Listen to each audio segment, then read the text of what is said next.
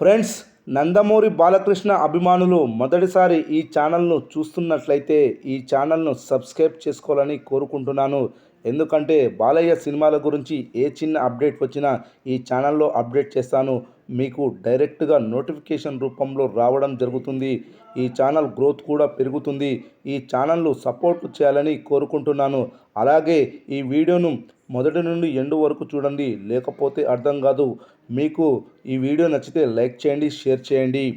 నటసింహ నందమూరి బాలకృష్ణ లేటెస్ట్గా నటించిన చిత్రం డాకు మహారాజ్ సంక్రాంతి కానుకగా జనవరి 12న విడుదలైన ఈ మూవీ మంచి టాక్ తెచ్చుకొని భారీ విజయాన్ని సాధించింది.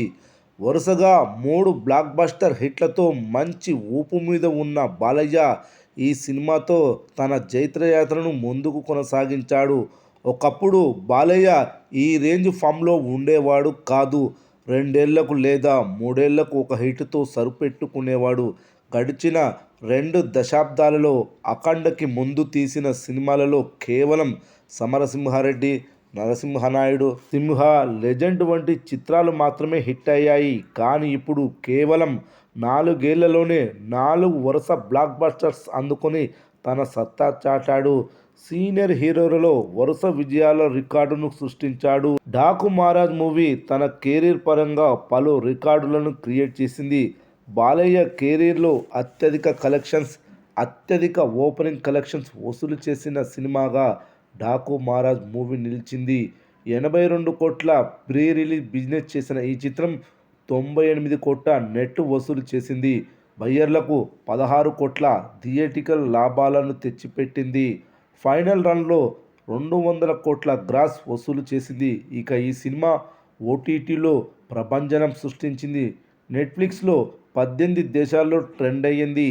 ఇప్పటి వరకు ఈ సినిమా 80 మిలియన్ల వ్యూస్ సాధించింది. నెట్ఫ్లిక్స్కి భారీ లాభాలను తెచ్చిపెట్టింది.